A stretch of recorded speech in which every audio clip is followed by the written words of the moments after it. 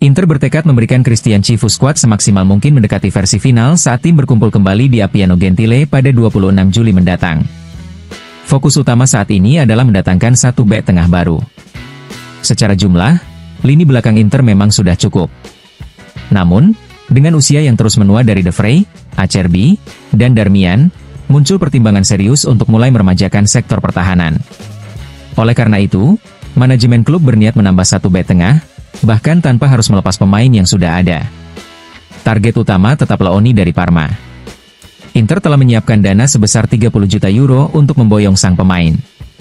Namun, menurut La Gazzetta dello Sport, Parma masih bertahan pada valuasi 40 juta euro dan tidak berniat melepasnya di jendela transfer ini. Meski begitu, pihak Inter optimis bahwa situasi bisa berubah seiring waktu. Leoni menjadi target prioritas karena sejumlah faktor, kualitas teknis, usia muda, status paspor Uni Eropa, serta hubungan baiknya dengan pelatih Chivu. Sebagai alternatif, Inter juga menjajaki opsi lainnya, yakni Conny de Winter dari Genoa. Nama ini juga sempat dibahas dalam percakapan dengan pihak Genoa saat membicarakan transfer Valentin Carboni. Diketahui, kesepakatan untuk de Winter bisa tercapai di angka 25 hingga 30 juta euro. Seperti dikutip La Gazzetta, Inter saat ini bermain di, setidaknya, dua meja sekaligus.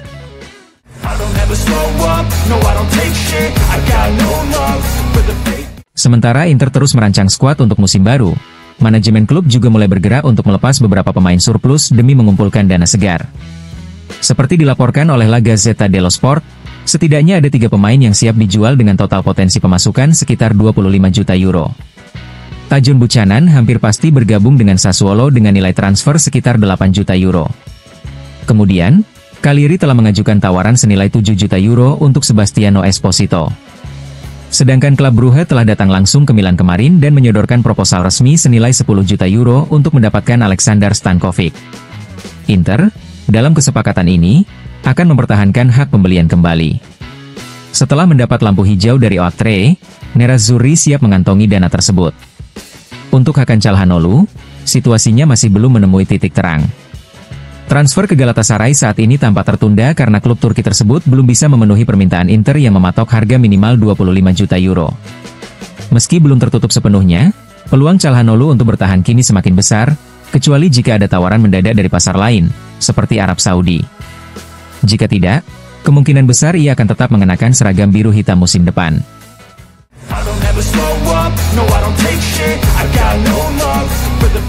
Kedatangan Anghioan Bonni dan keputusan mempertahankan Pio Esposito membuat peluang Rasmus Højlund bergabung ke Inter nyaris tertutup.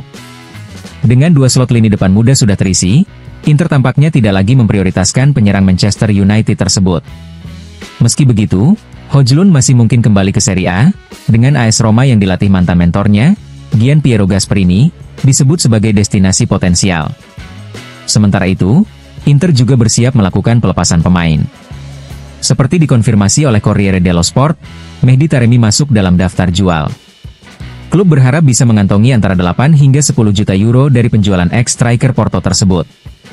Dana ini akan digunakan untuk merekrut penyerang dengan profil berbeda, lebih dinamis dan serba bisa guna menambah variasi dan fleksibilitas di lini serang skuad asuhan Chivu.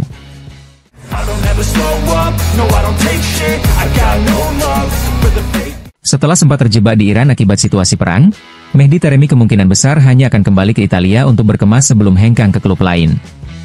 Penyerang asal Iran tersebut tidak lagi masuk dalam rencana Inter, yang ingin melepasnya demi meringankan beban gaji sebesar 3 juta euro bersih per musim hingga 2027. Seperti dilaporkan La Gazzetta dello Sport, beberapa klub sudah menyatakan minatnya terhadap Taremi dalam beberapa pekan terakhir, antara lain Fulham, Nottingham Forest, Fenerbahce, dan terutama Beşiktaş. Klub asal Turki itu bahkan bersedia merekrut Taremi secara gratis, yang tentu menjadi kabar baik bagi Inter karena bisa segera menghapus beban gaji sang pemain tanpa perlu berharap pemasukan dari transfer. Dalam laporan yang sama, dijelaskan bahwa klub-klub Turki, seperti yang terlihat dalam kasus Çalhanoğlu Galatasaray, memang enggan membayar mahal untuk biaya transfer, tapi mampu menawarkan gaji tinggi kepada target mereka. Bagi Inter, situasi ini justru menguntungkan. Jika ada yang serius pada Taremi, mereka akan memberikan lampu hijau tanpa ragu. Taremi didatangkan secara gratis musim panas lalu dari FC Porto. Kini, melepasnya, Sekalipun tanpa pendapatan dari transfer dianggap solusi terbaik untuk meringankan neraca keuangan klub. Besiktas mulai bergerak, dan Inter hanya tinggal menunggu.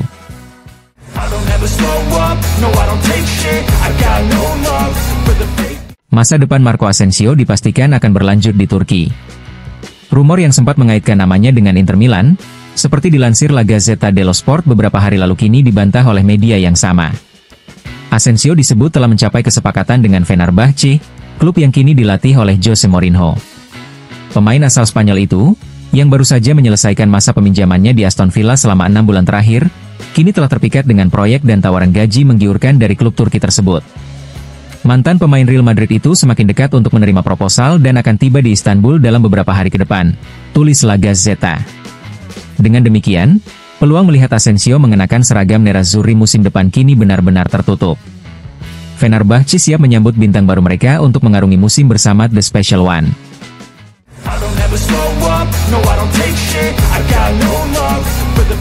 Valentin Carboni hampir pasti akan menjalani musim depan bersama Genoa, dengan status pinjaman kering dari Inter.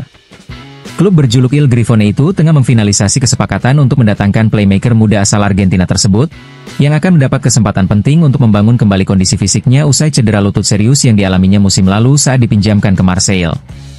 Menurut laporan Il Secolo 19, komunikasi antara Genoa, Inter, dan Carboni sendiri berlangsung intens dan berkelanjutan. Saat ini Carboni masih menikmati masa libur pasca tampil di Piala Dunia antar klub, namun negosiasi terus berlanjut. Kesepakatan yang sedang diformulasikan akan mencakup bonus untuk Genoa berdasarkan jumlah menit bermain yang didapat Carboni sepanjang musim. Tujuan dari kesepakatan ini jelas, memberi Carboni ruang bermain yang konsisten untuk mempercepat pemulihan performanya sekaligus memberi Genoa tambahan kualitas di lini serang.